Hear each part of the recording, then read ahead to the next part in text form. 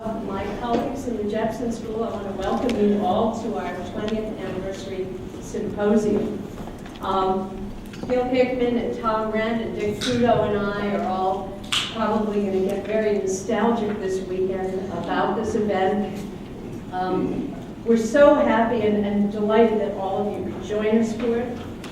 Some of the people who couldn't come we'll miss, but there are a few people who are getting on in years, Warren Bettis and of course James McGregor Burns and Ed Hartman. They all would have liked to have come, but they can't come. There are others who we would have loved to have had here who are also part of the Jepson School and our conversations over the years, certainly who have passed, and that's Bernie Bass and Jerry Hunt. But this celebration is as much about the future as it is about the past. Most of you know most of the faculty at the Jepson School, but I just wanted to point out some of our new faculty here. Kristen Desire, who's going to give a talk. She joins us from Boston University, has a background in literature. Jess Flanagan, is Jess here? Okay, give the Queen's wave. Jess has a background in philosophy, and she's going to be doing ethics for us, and she joins us from Princeton University. We have Julian. Is Julian here?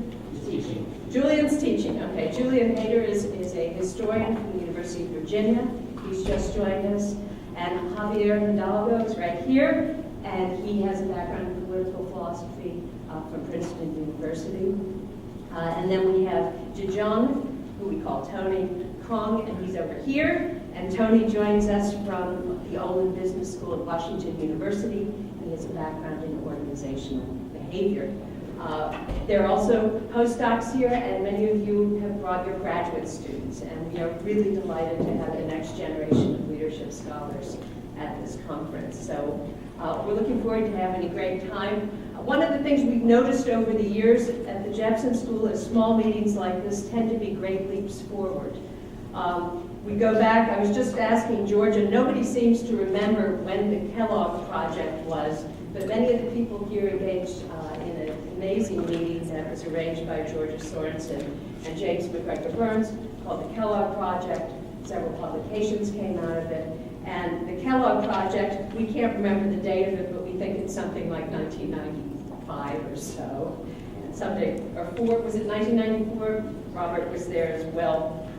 We had the Kellogg Project, then there was the Keck Project, which was done with Ron Riggio and Michael Genovese. Keck Project put together a bunch of scholars to think about doing interdisciplinary ways of teaching very different courses. It funded a bunch of courses. That was a great leap forward.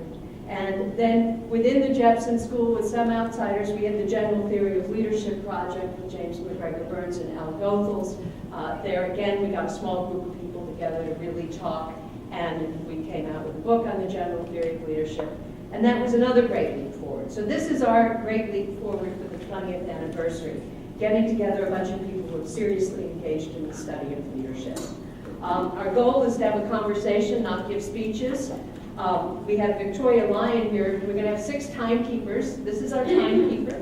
She's a student at the Jepson School. And what she will do for you is she'll start the clock, and she has this wonderful 3-minute sign.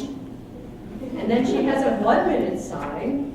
And then there's an alarm that goes off. And then we play, as Terry Price has suggested, Academy Award music, and we take you off the stage. But if we can try to keep to our time things, we'll all be able to have a wonderful conversation. You've all met Nancy Knock coming in, sitting here. We need to thank Nancy, the rest of our staff at the Jepson School. Getting you all organized. And the other person we need to thank is our Dean, Sandra Peart. And the reason why we have to thank Sandra's an economist by background, but she's been saying to us over the past few years that she's saving up money for the 20th anniversary. There's a piggy bank somewhere in her office that has allowed her to make this all possible and bring you all here. And so let's give her a thanks.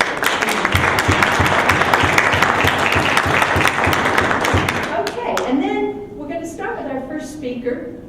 And what we'll do is for the first speaker, Rich Morrow, he's going to come up and talk to tell us a little bit about the founding of the Jepson School. But after that, when we do the panels, what you'll do is you'll take your name card, and the panelists will come and sit up here, and then you can go back to your seat when you're done. Let me tell you a little about Rich Morrill. First of all, I probably wouldn't be here if it wasn't for Rich Morrill. He was the president of the university when the Jepson School started. And on both an intellectual as well as an administrative level, I think he's been an important part of what made the Jepson School what it is, the kind of support he gave us. And we're just thrilled to have him here. So he was the 7th president of the University of Richmond. The University of Richmond was founded, Rich, was it 1832? 1834? Close enough to be a one, yeah. But we only had 7 presidents, so we've had some very long-running presidents. So he's the 7th president of the University of Richmond. He has an AP in history from Brown University, a DP in divinity from Yale, and a PhD in religious thought from Yale, from Duke. Right? Got that right. He's currently the chancellor of the University of Richmond and the president of the Uhl Foundation. But more importantly, Rich is also a leadership scholar, so when he stopped being president, he actually taught a course at the Jepson School, a seminar on strategic leadership, and he has 3 books on leadership. One is called Strategic Leadership Using Strategy as a Process and Discipline of Leadership in Colleges and Universities, and the other one is called Strategic Leadership in Academic Affairs, Clarifying the Board's Responsibilities, and the 3rd book is Assessing Presidential Effectiveness in Colleges and Universities. So as both somebody who was instrumental in founding the Jepson, as a fellow leadership scholar, I'd like to welcome Rich Morrill.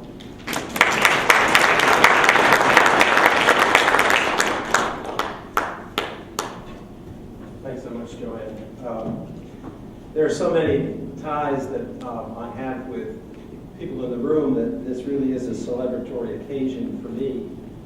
I'm also very honored for the university that so many of you have come to share in this celebration.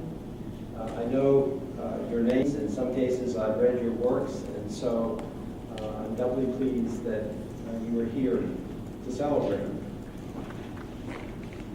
The Jepson School began as an idea in search of a program, as a challenge waiting for a response. And those elements all had to be drawn through the complex processes of innovation in a complex academic institution. For that to happen, there were a number of key players. We had a challenge gift from a bold and entrepreneurial alumnus who had made a fortune through using his skills of leadership in bringing about mergers and acquisitions in small companies, both when he worked as an investment banker and then when he himself started his own mergers and acquisitions company. And his ideas were very focused on the fact that in his work he found the difference in the effectiveness and success of companies could be traced to leadership. And so that was a fascination that he had in thinking about how one might develop a program in leadership. We also had, at the time that the gift was and awarded, a president who had served at Dickinson College and had just come to the University of Richmond. His name was Samuel Banks. And his passion was interdisciplinary study. And so a gift was solicited and given to establish a program in interdisciplinary and leadership studies. Mr. Banks left the university because he had some serious problems and an illness. And then the question was, what is an interdisciplinary and leadership program when the president who just got the gift is no longer here? Another important person stepped forward into the breach. His name is Bruce Heilman. He serves also as a chancellor of the university. We share a little office suite down the hill. And Bruce had immense capacity for relating to people, and in a positive sense, great political skills. Draw people together to think through how do we provide now direction for this program. And as faculty committees began to develop ideas, there were points at which there was real uncertainty of how the thing would gel. Progress was being made, ideas started to come together. And in April of 1988, I was asked to become president the following September. One of the first things I wanted to do was go meet Bob Jepson and hear more about his ideas. And as I began to filter through those ideas, came back to the campus, saw that there were still interesting debates going on, I began to think, we really don't have this idea yet formed into any kind of a document, a prospectus. So I began to say, some of the things you've been writing, we need to advance that. I'm not the president yet, but this is a really strong idea. I've done a lot of work in ethics as a professor and as a graduate student, done some writing actually on moral development theory. And I said, this is going to come together, and it's going to be a great strategic possibility for this institution, obviously because of its educational power. And so I helped, I think, to precipitate the development of a prospectus that then went through approval from all the university faculties, close vote in arts and sciences. Not such a close vote anywhere else. But that gave us the charter through which we could begin then to recruit a dean and begin to recruit faculty. And I must say, I just looked at it last night again because it's on, part of it is on the Jepson website. And it is a very strong statement that describes, I think, still the core of the Jepson program. And there's a lot of affirmation of the importance of developing ethical and social responsibility. And I think that probably typifies much of what I see still in the work of the Jepson School and the Jepson faculty. But then the process had to go forward, and we needed to find a dean. We brought Howard Prince, who began then to recruit a faculty. And of course we had, in my mind, there is a founding faculty of 4, but then there's Gil Hickman and Tom Wren, and in my mind they're part of the founding faculty too. And that to assemble a program of studies, working for the first year without students, but for the next years, obviously, in collaboration with the early classes, bringing on, obviously, more faculty as time went on. But one of the keys to the achievements of the Jepson School, perhaps the primary key, is the quality, the courage, the innovation, and the reach of the original faculty, and then of the faculty that has come subsequently. Since I can say this now as a retired person, the Jepson School faculty is a model faculty for the University of Richmond. And I would say for anyone who wants to see a vigorous combination of intense concern for how students learn and for continuing innovative research. Those two goals that we struggle with in all of higher education have been melded in this unit in Jepson with as much as any place I know. And I have a little perch now as head of a foundation, getting lots of proposals from lots of places. And it's very difficult to find the kind of balance that we've achieved here. The drive for professional identity around disciplinary specialization is so enormously powerful that it's very difficult to make student learning an equal and serious commitment. In any case, as I've taught at the Jepson School, I have found the students to be good as I've ever taught, certainly in terms of their engagement and their passion for connecting theory and practice. And as we look forward, I would suggest that Jepson does represent one of those elements in higher education that gives us hope for the future. There's a lot that gives us despair because our models, both in business and in education, are pretty well busted. But there is a powerful counter evidence that if you focus intently upon the possibilities of integrating ideas from across fields, of integrating theory and practice, of engaging students in learning at all the levels of development, you have something that will serve for the future as a model of intellectual and personal development. So I salute Jepson, I salute all of you, thank you for being here, and we'll have a wonderful conversation.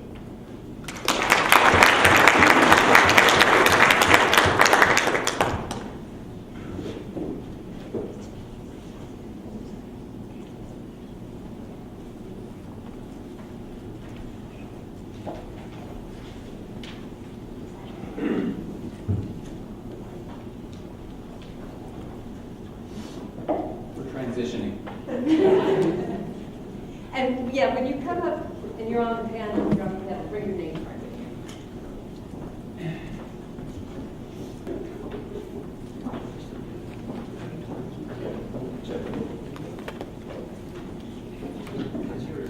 You will edit this part out. Yes. Don't worry. Now, the other thing is we're being taped, but only the presentation. So in the discussion, you can say anything you want. And no one will know what you actually say.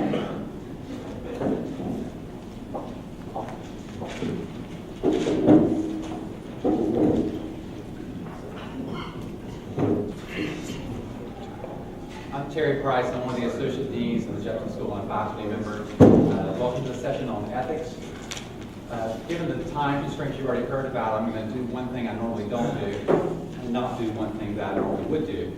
The thing I'm going to do is I'm going to read to make sure I stay within my 10 minutes. And the thing I'm not going to do is introduce our panelists, except to say we have Joanne Ciulla from the Jepson School, and also two wonderful guests, Avolio and maryuhl-bien, who will be speaking directly after me. Squarely in the background of the Jepson School, there's a strong normative assumption, namely that leadership is about more than getting others to carry out one's will. What the school's founders did not want to produce, I gather, is a bunch of manipulative and mercenary graduates who would be willing to do whatever it takes to get the collective to meet their desires. Ethics was therefore integrated into courses across the curriculum, for example, justice and civil society, and given pride of place within the core, now is the Capstone leadership ethics. We articulate the more general point by saying that students learn about leadership as it should be, one of the three prongs of the Jepson approach, not just as it is. The other two prongs are descriptive, not explicitly normative, but historical, as it was, and the social organizational, as it is. So important is the tie between leadership and ethics that we sometimes talk as though leadership and ethics are necessarily connected, that what is not ethical is not leadership after all. We find this normative view of leadership in some of the most important texts that we teach at the Jepson School. Plato's Republic, right up to James McGregor Burns' seminal work, Leadership, which distinguishes between leadership and power building. Such incarnations of the definitional approach to leadership typically separate leaders out by their other regarding as opposed to self-regarding focus. True leadership is ultimately a matter of moral motivation. Getting leadership right is thus largely, or at least partly, a matter of controlling will or desire. Most of my research has dealt with the connection between leadership and ethics, and especially why the two might come apart, and when they do, what, if anything, might serve as convincing moral justification. Questions about how ethics fits with leadership, I have argued, are ultimately philosophical ones. As such, they cannot be resolved by definitional fiat. Definitions assume moral problems away. For example, we could define accountant as someone who does the job of accounting properly, and number fudger as someone who does not. As a consequence, we can infer that no accountants are unethical, but we would still have a problem, the presence of number fudgers. And unfortunately, we would still have trouble telling the true accountants from the ones who really don't deserve to be called by that name. Similarly, for leadership, the assumption of leadership must be ethical. To be leadership leaves us with a bunch of powerful actors, whatever we want to call them, doing potentially unethical things. Even more bothersome is the fact that we don't often know who the real fudgers are.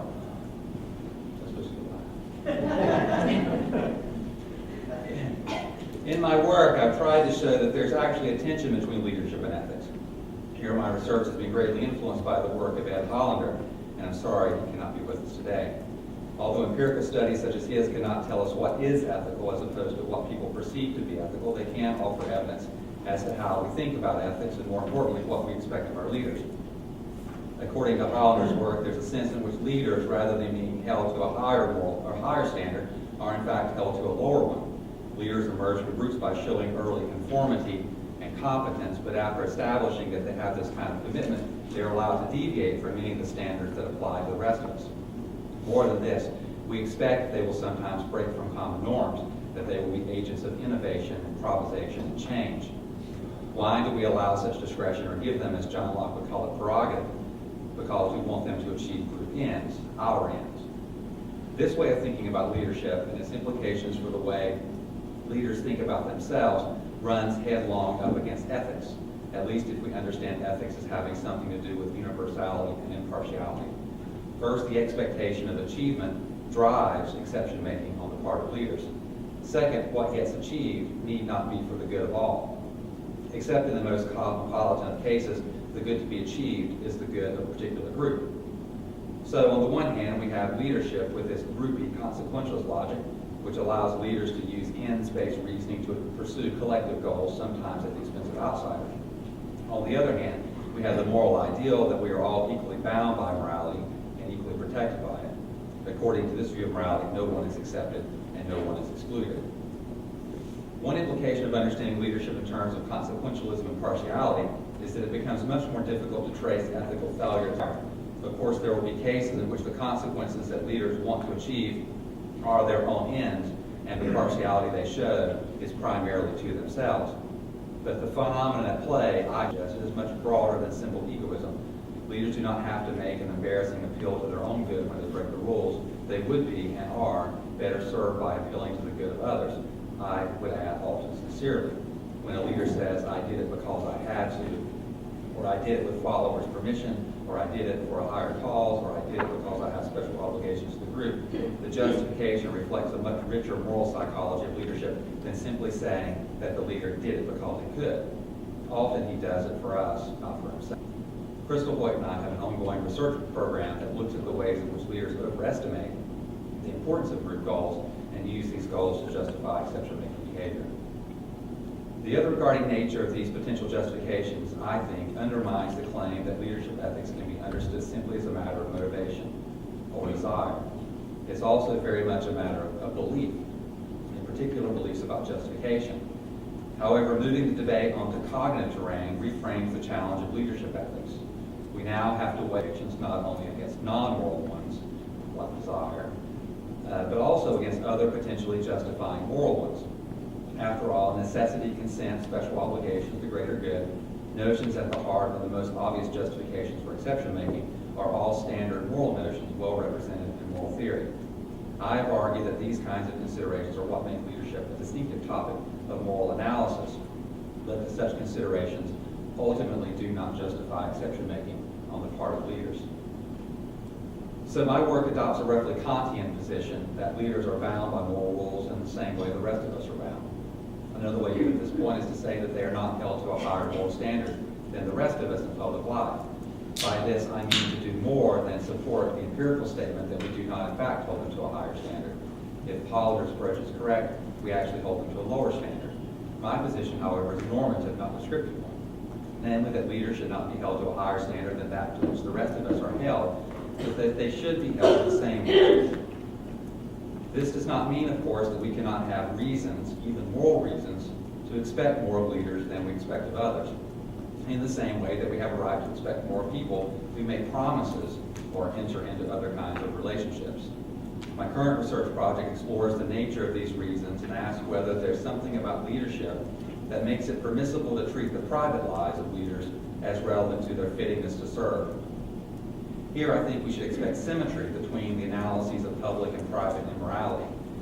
So in cases of private immorality, the particular failing of the leader is not that the private behavior was any more wrong in itself than it would have been if done by someone not in a leadership position. Indeed, apologists for the fall of the leader may genuinely argue that the behavior was not wrong at all. Or, assuming the behavior would be considered wrong no matter who does it, this fact does not ground the central moral complaint. The added ground for complaint in the leadership context is that what the leader has privately done is bound to be seen as wrong by many others, including some supporters. My provisional thesis in the current project, then, is that the fact that someone's leader sometimes constitutes a good and sufficient moral reason for seeking out, uncovering, publicizing, discussing, or making leadership assessments based on matters about him that would ordinarily be considered private. I defend this claim on 3 grounds. First, leaders have special obligations to followers, and private behavior can impede their ability to discharge these obligations. Second, because leadership is a voluntary relationship between leaders and followers, requirements of consent, including mutual agreement on the expectations about access to information in a relationship, apply in leadership contexts just as they do in other relationships. Third, given current social policy controversies, the inclusion of facts about a leader's private life are sometimes relevant to the conclusions we might draw about a leader's capacity to resolve these controversies. If I'm right, there's no higher standard of morality to which leaders are subject, but the standards that apply to all of us when put in play in leadership context generate additional expectations on behavior, including the private behavior of leaders. Thank you. I'll turn things over to Bruce Avolio now.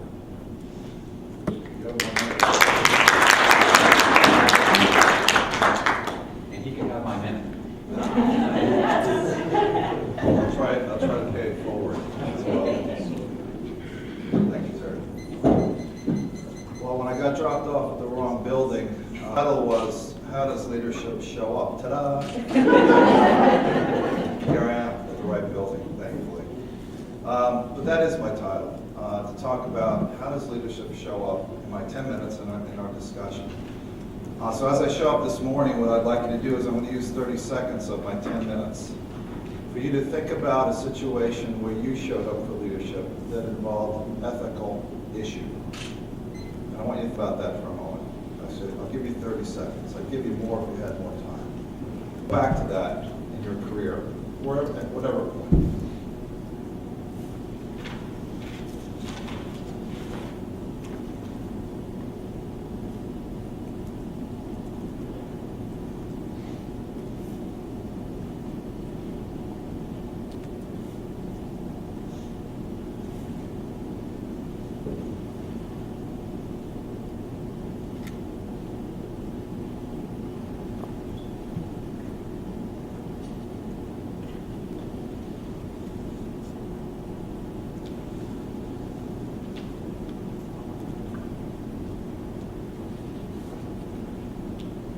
When I ask people that, what I find is that people show up in all sorts of different ways.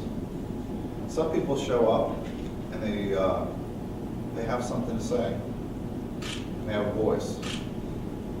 They might even be a follower, a peer. There might be one person in a square or 100,000 people standing in the square. And in all those situations, leadership shows up. So maybe your situation is not 100,000 people, but perhaps an incident or event. I ask you to think about that incident now and frame it in the following way. What was the source of leadership in that situation? And this question has bedeviled us, and if I add in ethical, for as long as we have studied leadership and beyond the modern times of the last 100 years, where does leadership come from? What's its source? And then how is it transmitted? So in the situation that you thought about, was the source of leadership a leader? Someone in a prescribed role? Was the source of leadership the followers? Was the source of leadership the team? The source of leadership in an entire organization that stood by and saw something done wrong and no one said anything, even though everyone knew everything. So what was the source of leadership in your incident? How was leadership transmitted?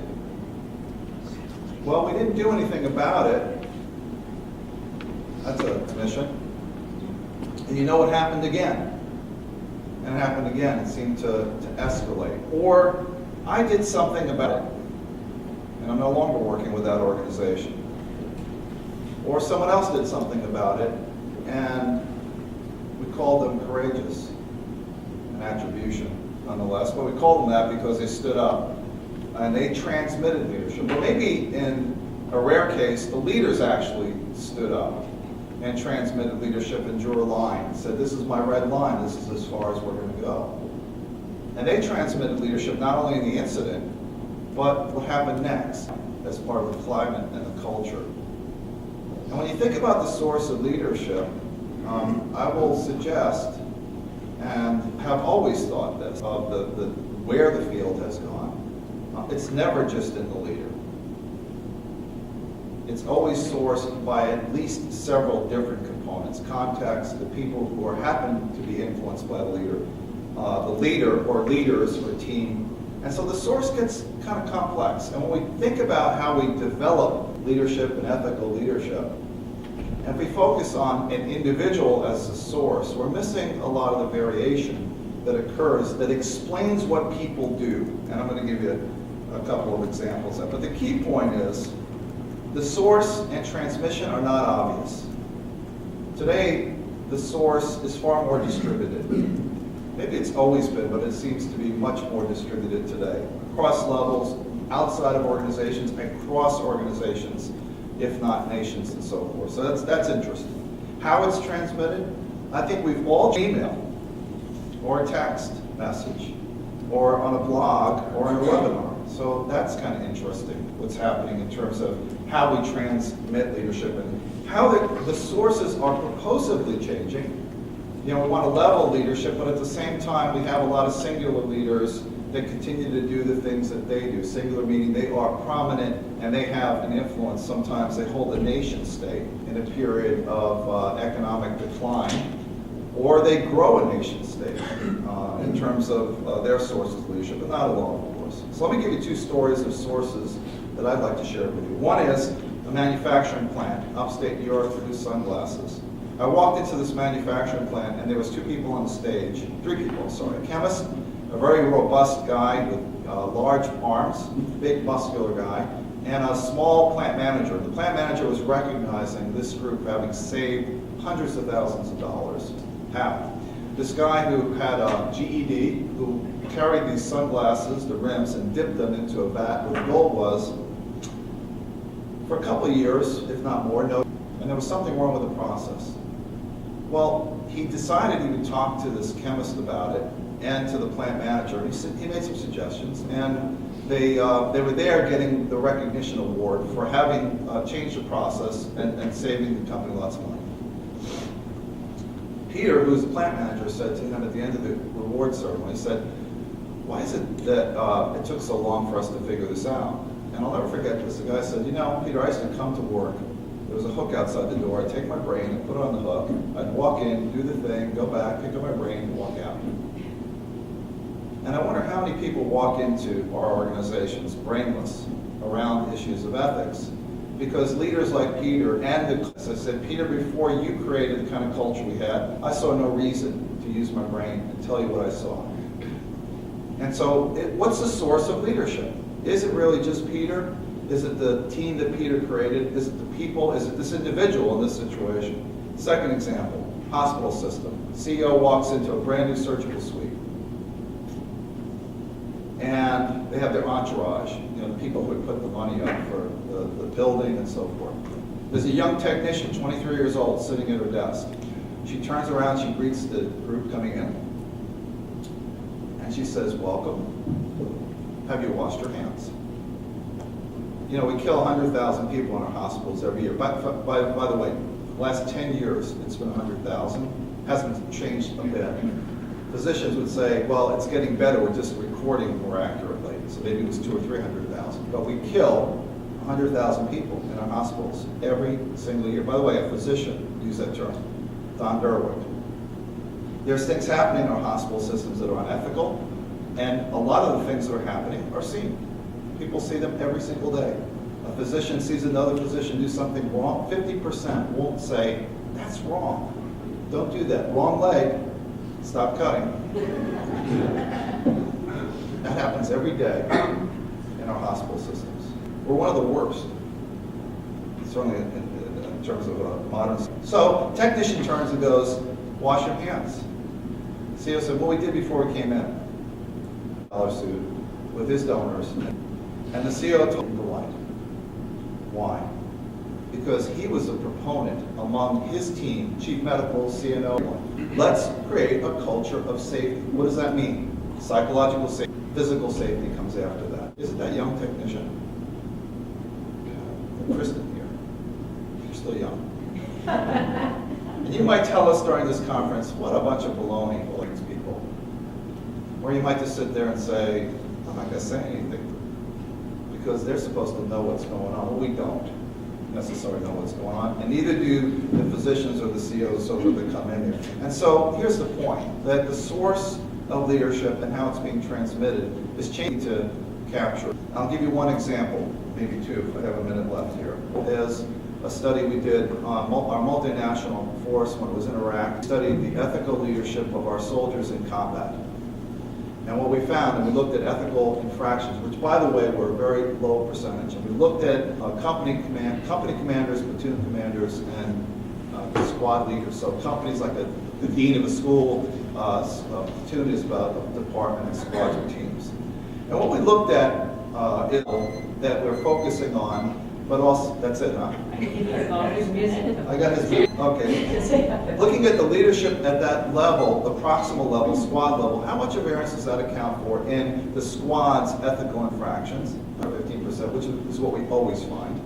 So we had evaluations of whether there were ethical infractions, how they treat civilians and so forth. The platoon added another 3 or 4%. Then we went to the company, added another 3. By the time, 30% of the variation. And just looking at the formal leadership roles, then we looked at climate and culture. We had a little bit more. What's the source of leadership? So my position is, we have to start looking at the total leadership systems in organizations and get our heads around what that means, and then how leadership is transmitted. And by the way, that doesn't negate the importance of individual leaders. It just makes them part of a broader leadership system that also includes followers. Thanks.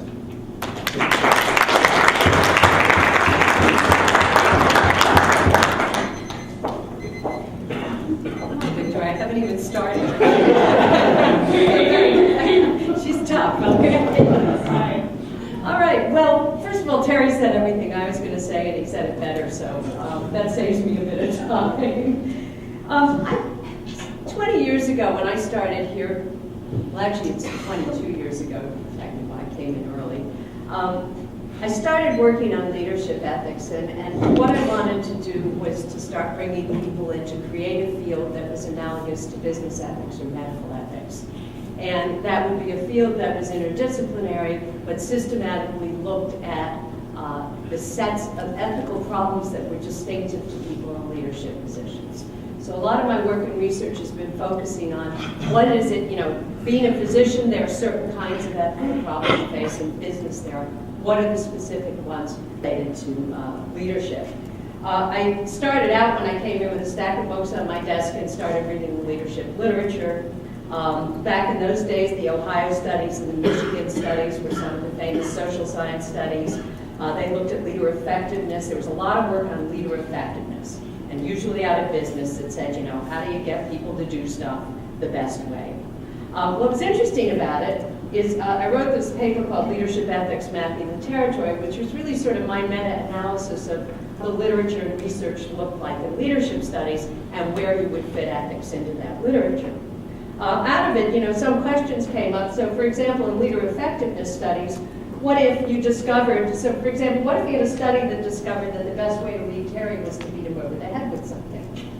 Well, the question would be, ought I to beat Terry over the head with things when I wanted to do it? So in philosophy, we have what's called the naturalistic fallacy, which is that you should never derive an ought from an is. And what that means is just as things are a certain way or prove to be that way doesn't mean you should do it. And you tell your children this all the time, just because all the kids do it. Anyway, so the big question for me in leadership ethics was going to be framed around this question of ethics and effectiveness, which I've written quite a bit about. That what leadership ethics is really about is the tension between those two notions. And how do we begin to understand those? This is deeply rooted, and as a philosopher, what I look at, and I tend to take a more historical approach, this is deeply rooted in an awful lot of literature going back to Plato. It was basically Machiavelli's problem. And Machiavelli's problem, if you read The Prince with one set of eyes, is basically this. That Machiavelli looked around and said, there's a lot of nasty stuff going on in Italy. We've got all these warring people, and some of the people that are leaders, just if they want to be successful, if they want to create order out of chaos, they're going to have to do a lot of nasty stuff. And so Machiavelli writes about it. I don't know if he's necessarily endorsing it, but he's basically saying when times are rough, effectiveness is what counts, and ethics goes by the wayside.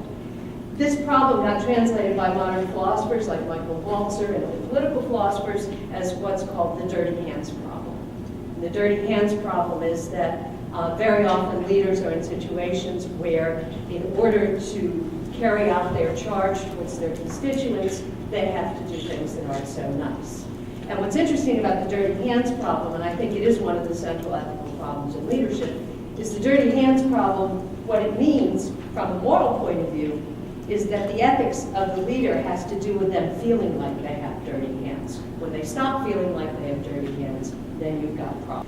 So it was well rooted that there was this tension between ethics and effectiveness. Now we bring in contemporary leadership, particularly theories of ethical leadership, and actually some renditions of authentic leadership. And we see not so much an authentic leadership, but an ethical leadership, that what they're actually trying to measure when we look at studies of it is whether or not ethical leaders are effective leaders. So that's actually being sort of measured in other places.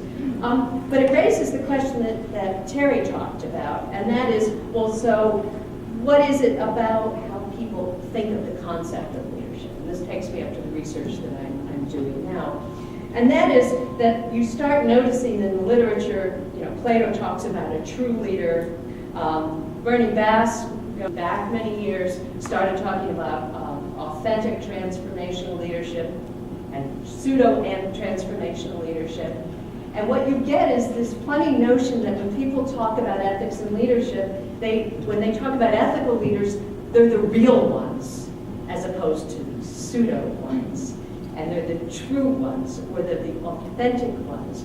And of course, and I'll apologize to Bruce, authentic leadership means more than that. But so you find this in the literature.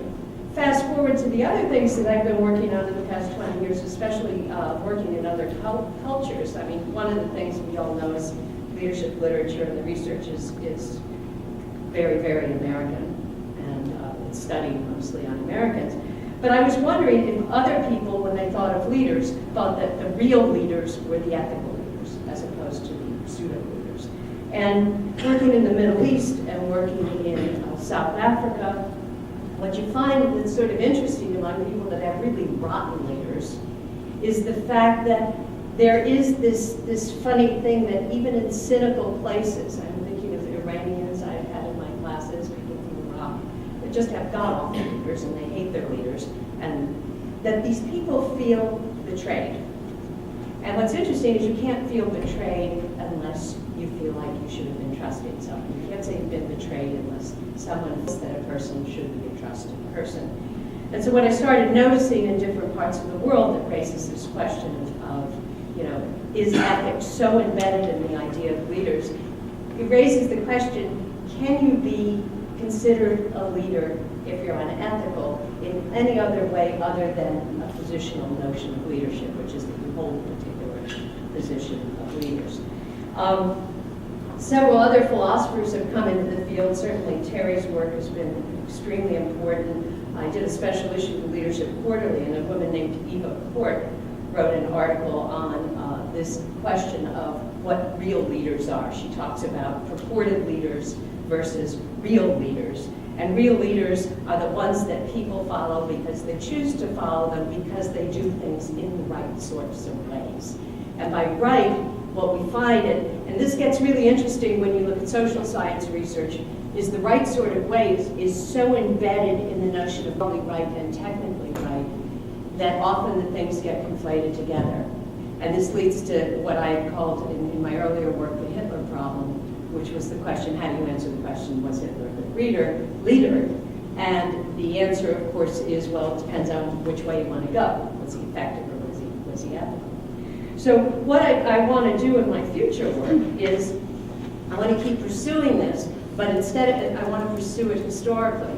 And I want to go back and look at, well, why is it that in the concept, and I think this is more than just a mindset or a mental model, maybe we could call it a mental model, but I want to find whether this is cross-culturally true. So I want to go back to older literatures. I want to look at people like Fallacy, who's writing in 2500 BC. He was a Egyptian sage. By the way, wrote the oldest papyrus in the world, existing one. You can actually read his stuff. But you find the same kind of language in all sorts of ancient writers. You find it in different cultures, and what I wanted to do was to sort of pull it out. Now, the interesting thing about it is I think this is a topic that can be empirically researched by social scientists, but what I see as a really exciting prospect for the future of a really interdisciplinary field of leadership studies is when you take the historical roots and you pull it through and you find certain themes historically that exist, and then you look and see if you can get empirical verification of it. And I think in a lot of the work that's been done in leadership studies, what's been missing is that it has been, because it hasn't in the past, and that's what's exciting about it being interdisciplinary now, is that when you put those two together, you have something much more powerful than just empirical studies or just simply historical studies. So one of the reasons I'm so excited about our new faculty at the Jepson School and people we've been hiring is that we have more women into the field to do this. And lastly, the other exciting development in leadership studies that I hope will help us more with putting the humanities side together with the other side is the introduction of this new journal, which several of us are involved in, on leadership in the humanities. So that's what I've been up to for the past 20 years, and we'll turn it over to Mary.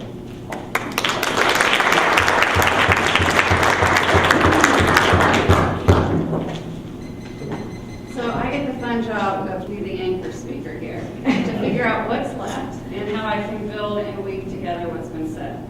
So I was listening to Terry and Joanne, and Terry talked about the fact that we can't separate ethics from leadership. Talked a lot about the moral responsibility of individuals as leaders. And Joanne also talks about the same thing in terms of leadership ethics being a field of study in its own right and an interdisciplinary field of study. So I knew that Joanne was going to talk about that because she and I have just done a volume in SAGE on this. So 3 volumes in SAGE on leadership ethics, and I knew that we should not talk about leadership and ethics, but leadership ethics. Bruce set me up beautifully because Bruce is talking about the importance of the source of leadership and leadership in terms of systems. So if you know me, you know that I like to talk about systems. The instructions to us were to talk about the state of leadership, the state of the field, and to think about the future of leadership. On the topic of ethics. So I started thinking about the field of leadership ethics and looking at the research that's being done. Here's the good news. Leadership ethics is getting a lot more attention. I think that's really exciting. There's no topic more important than ethics in terms of leadership, I think. And 10 years ago, there was not much being done on it. Now, if you look, you see there's a boom.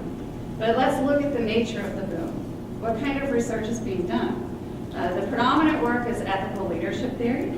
And if you look at ethical leadership theory, where we see lots of people writing using a scale to study ethical leadership, and lots of scientific kinds of studies on ethical leadership.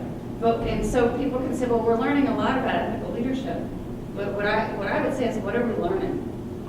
What are we learning from that? I think what we're learning is we're replicating the problems that we've seen in the field of leadership in the past. And the problems we've seen in the field of leadership are what I call the feel-good effect.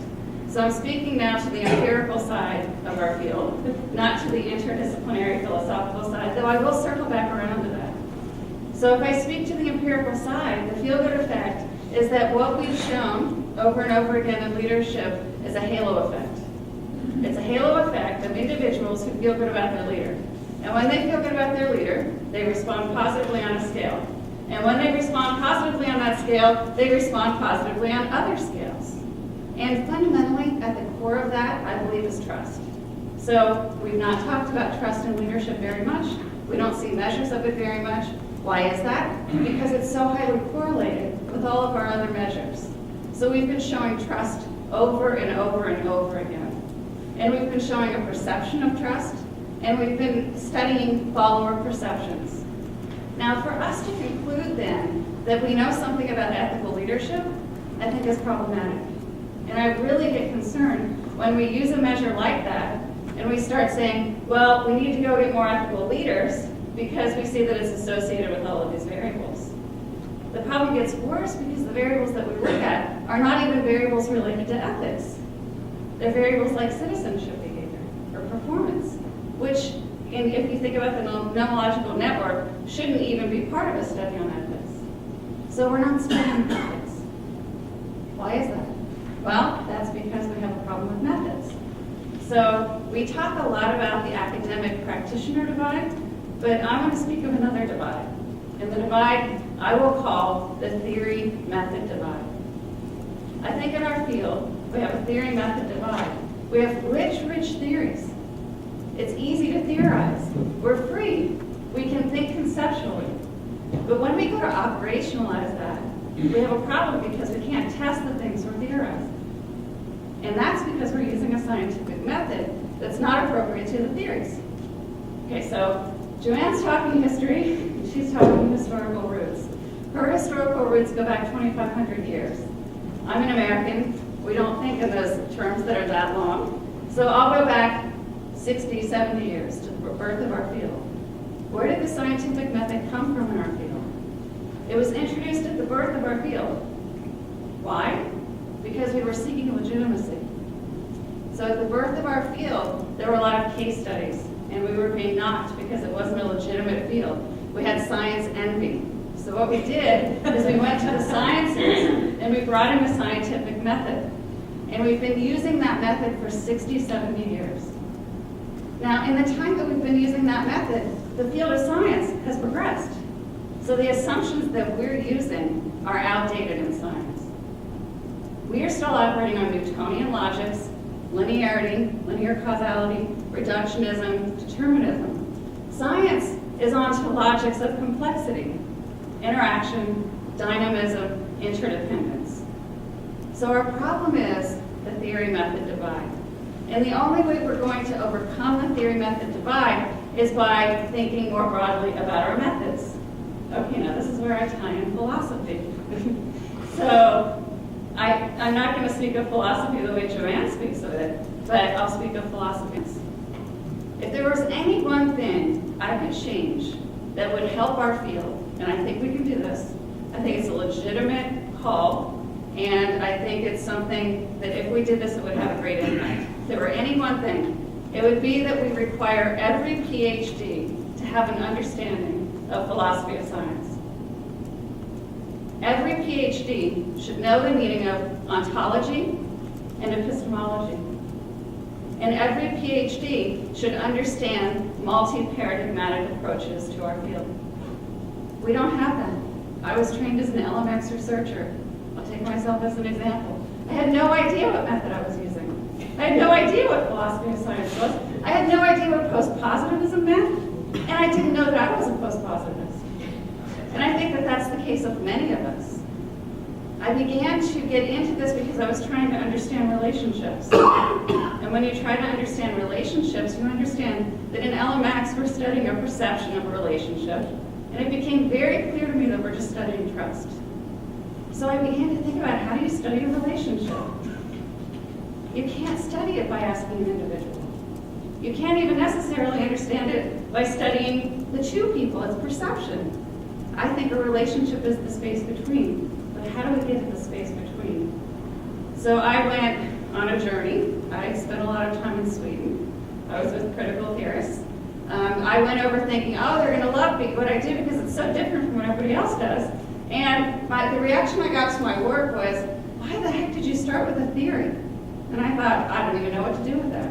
So I've gone on a journey to learn about ontology and epistemology, and Sonia Ospina, who's in the back of the room, has been my wonderful teacher. We've had fabulous discussions about this, and it's really opened my eyes. So I think if there's anything we need to do, we need to understand philosophy of science. We need to understand multi-paradigmatic approaches. We need to embrace all methods. Does it mean we have to go do all methods? No. But we should not just disregard another method because we don't understand it. And we don't think that it's science. And we don't think that it's valid because it doesn't have numbers. If there's any other thing we can do, it's interdisciplinary work. talk is very appropriate for the Jepson School. I think the shortage we have in our field is of scholars. We have a lot of scientists. I think what we're missing is scholars. And scholars are trained in multidisciplinary, interdisciplinary approaches. They're trained to think conceptually, and they think deeply about issues. They question. I think when we get caught up too much in empiricism, that it drives out the focus on scholarship. Now, I'm an empiricist as well, so I don't say we get rid of it. My message is not to get rid of it. My message is not that any of this is bad. My message is that it's not enough. And if we continue to do what we're doing, we're not going to really tap into the challenges and meet the challenges that are being demanded of us as we look at leadership ethics.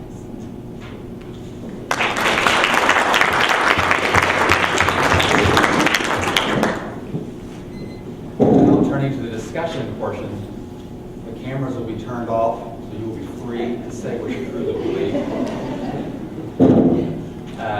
So you can ask a question to someone on the panel or make a comment about something they said, or I think you're free to bring up a new point, say what you would like to say. Yes, Barbara.